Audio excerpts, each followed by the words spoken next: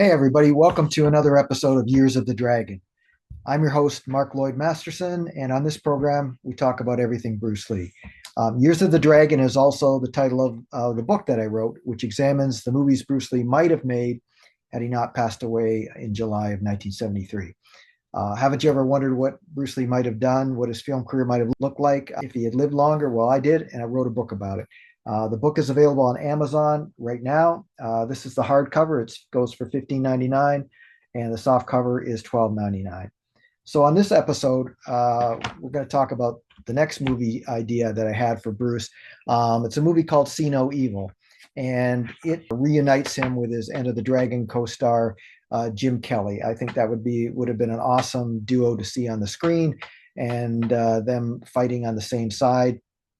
And the brief premise of the movie is that Bruce and Jim have a martial arts school, and they witness a crime. The gang comes after them, and of course, they fight back with everything that they have.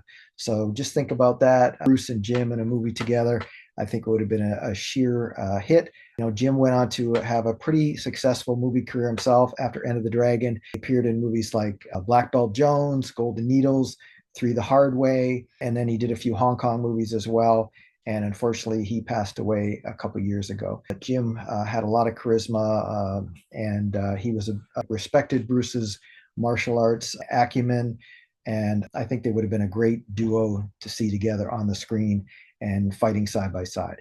Another idea that I had for a movie is one that I entitled Palm Beach. And in this movie, Bruce doesn't do any fighting, but he does some dancing. I don't know if a lot of you know, but Bruce was the Cha-Cha champion of Hong Kong back in the late 50s.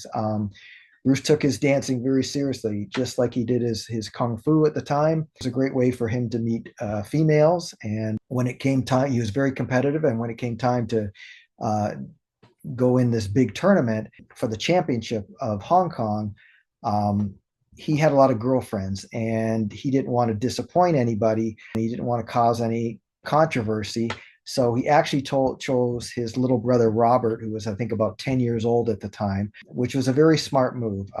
It's also in Chinese culture, sons are very, very important. So he really won the hearts of the crowds. I think they might have actually even won the contest before they even started to do their dancing. But Bruce was a very good dancer, and it really shows in a lot of his movies as well. The fluidity and the choreography that he had in his fight scenes, you can see his rhythm comes from his dancing as well. Also, Bruce actually did some lessons for Cha-Cha on when he left Hong Kong and had to come to San Francisco. So when he came over, he actually made some money on the way, giving people cha-cha lessons. So I think that would be a great film as well. And I have him in the movie co-starring with Anne Margaret, who was a great singer and dancer and entertainer. Imagine those together. But I think that would have been great. It also would have been a lighter kind of movie for him, a little bit more comedic, and no martial arts in this one. So there you have it for a couple ideas for his movies. The one with Jim Kelly I entitled See No Evil, and Palm Beach with Anne Margaret. But I appreciate everybody tuning in. If you enjoy my videos, be sure to subscribe, hit the like button, also hit the bell, and you'll be notified when I post something new. Also, for those of you in the North Carolina area, I'll be at the Fayetteville Fan Fest on Saturday, October 18th and Sunday, October 19th to promote my book, Years of the Dragon. So check out my book on Amazon. You'll be glad you did. And remember, be water, my friends.